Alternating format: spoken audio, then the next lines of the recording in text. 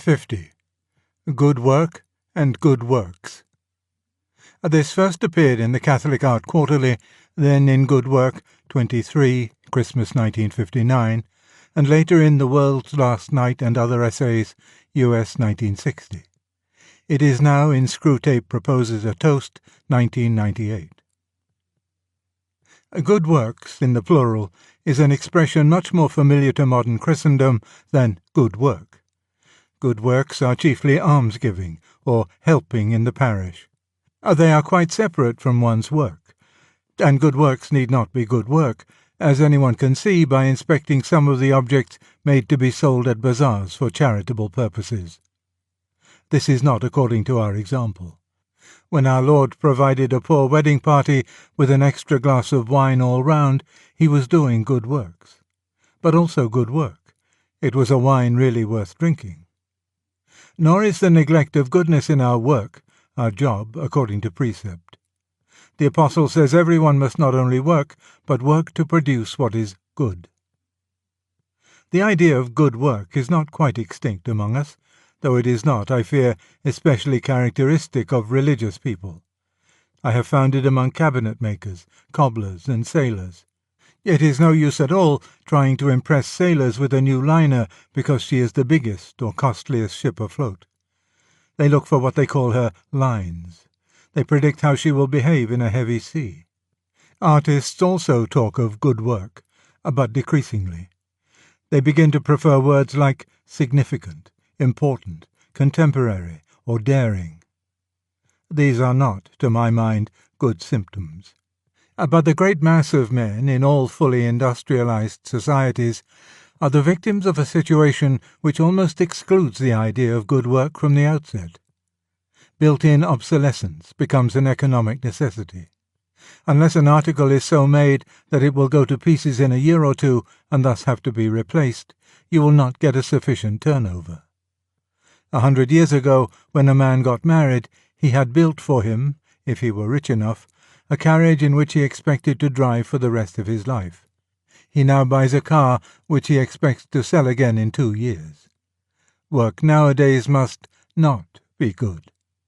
For the wearer, zip fasteners have this advantage over buttons, that while they last, they will save him an infinitesimal amount of time and trouble. For the producer, they have a much more solid merit. They don't remain in working order long. Bad work is the desideratum. We must avoid taking a glibly moral view of this situation.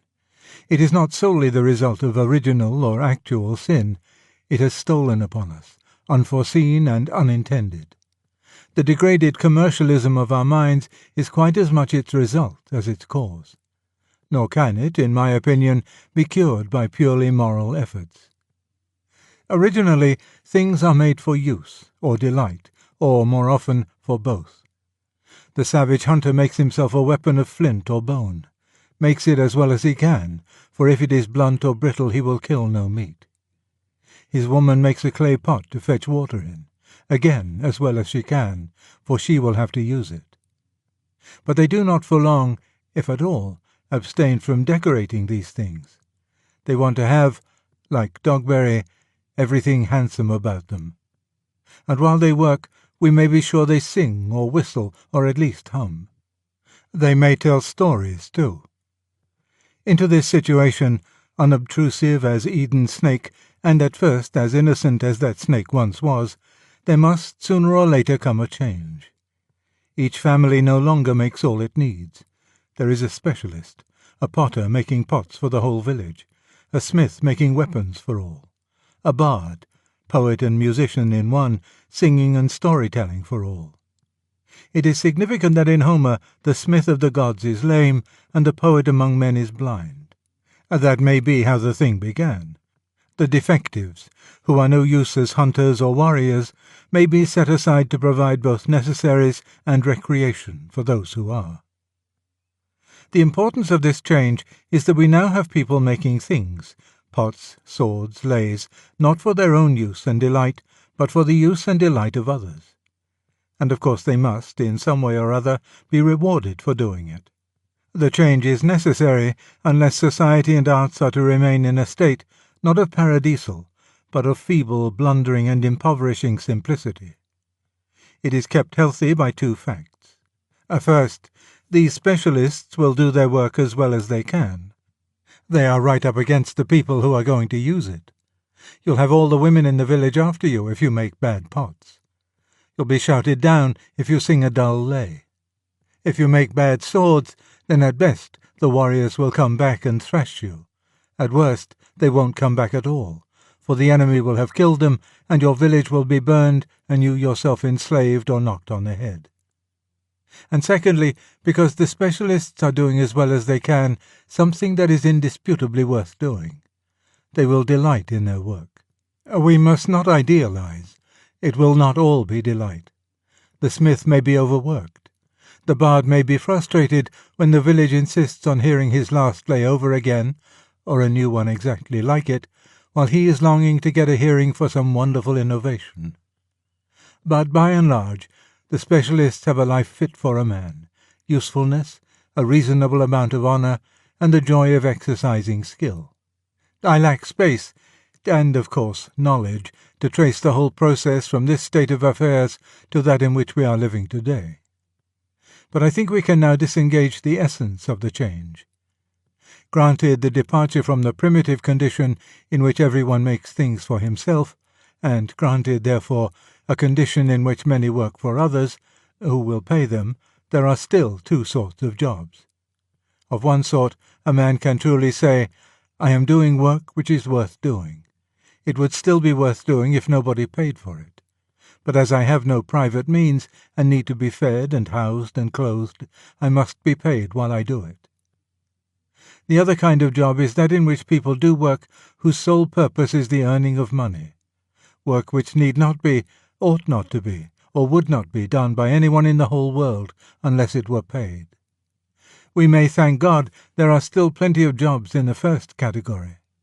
The agricultural labourer, the policeman, the doctor, the artist, the teacher, the priest, and many others are doing what is worth doing in itself. What quite a number of people would do, and do, without pay. What every family would attempt to do for itself in some amateurish fashion, if it lived in primitive isolation. Of course, jobs of this kind need not be agreeable. Ministering to a leper settlement is one of them. The opposite extreme may be represented by two examples. I do not necessarily equate them morally, but they are alike by our present classification. One is the work of the professional prostitute, the peculiar horror of her work. If you say we should not call it work, think again. The thing that makes it so much more horrible than ordinary fornication is that it is an extreme example of an activity which has no possible end in view except money. You cannot go further in that direction than sexual intercourse, not only without marriage, not only without love, but even without lust. And my other example is this. I often see a hoarding which bears a notice to the effect that thousands look at this space, and your firm ought to hire it for an advertisement of its wares. Consider by how many stages this is separated from making that which is good. A carpenter has made this hoarding. That in itself has no use. Printers and paper-makers have worked to produce the notice, worthless until someone hires the space, worthless to him until he pastes on it another notice, still worthless to him unless it persuades someone else to buy his goods, which themselves may be ugly, useless and pernicious luxuries that no mortal would have bought unless the advertisement, by its sexy or snobbish incantations, had conjured up in him a factitious desire for them. At every stage of the process, work is being done whose sole value lies in the money it brings. Such would seem to be the inevitable result of a society which depends predominantly on buying and selling. In a rational world, things would be made because they were wanted. In the actual world, wants have to be created in order that people may receive money for making the things. That is why the distrust or contempt of trade, which we find in earlier societies, should not be too hastily set down as mere snobbery. The more important trade is, the more people are condemned to, and worse still, learn to prefer, what we have called the second kind of job. Work worth doing apart from its pay, enjoyable work, and good work become the privilege of a fortunate minority. The competitive search for customers dominates international situations.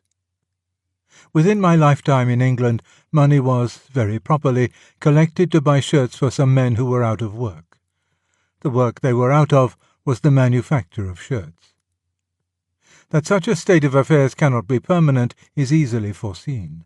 But unfortunately, it is most likely to perish by its own internal contradictions in a manner which will cause immense suffering.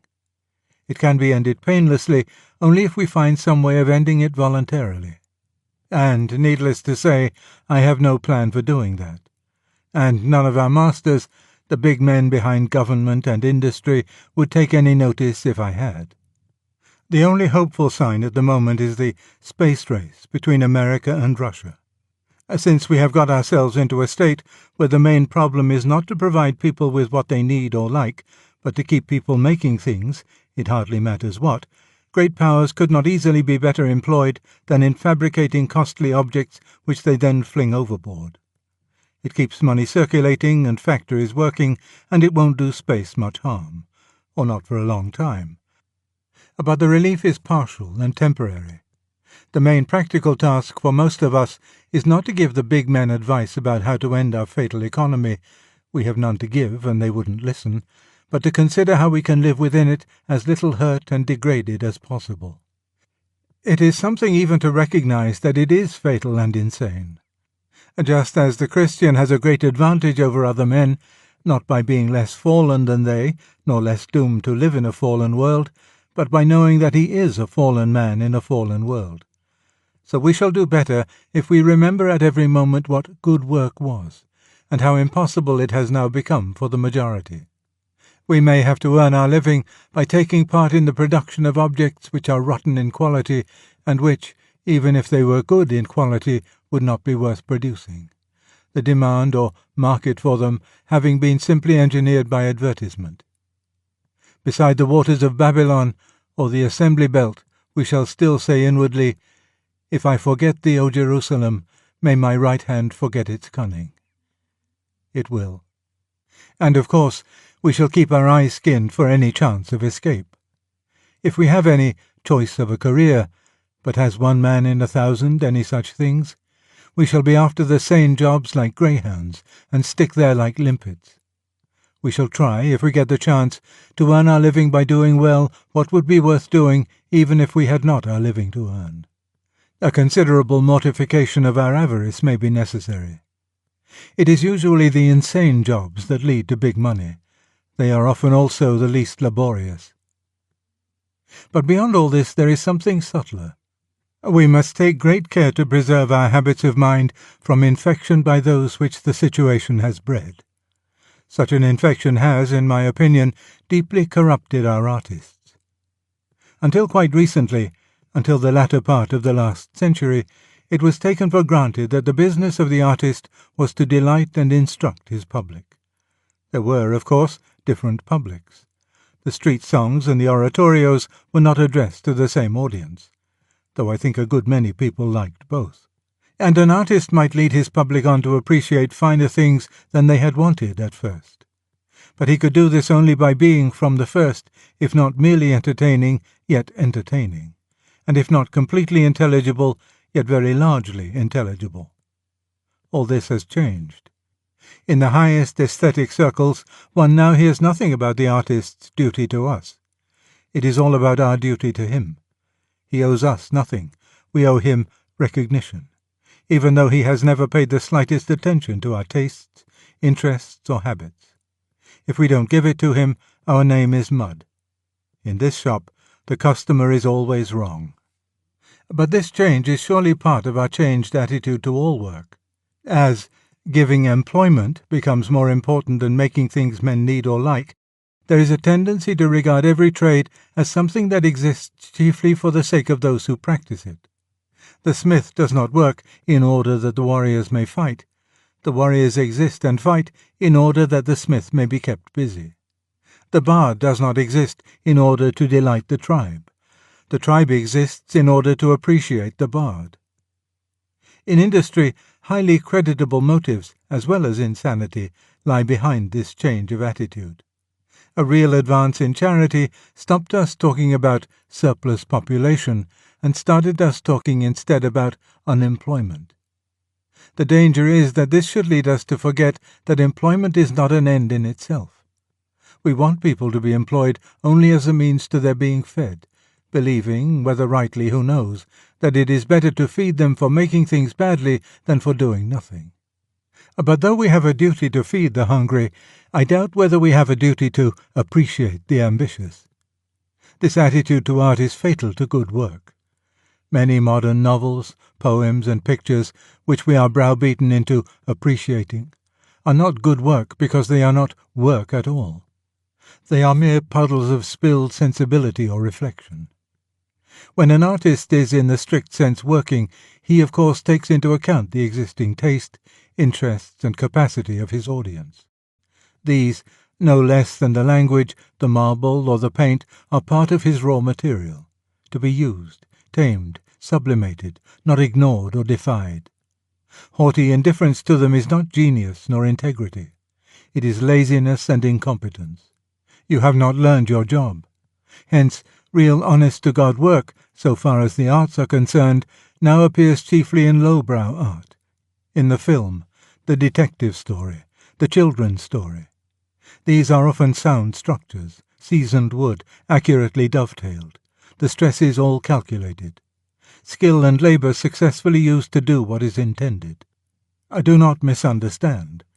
The highbrow productions may, of course, reveal a finer sensibility and profounder thought. But a puddle is not a work, whatever rich wines or oils or medicines have gone into it.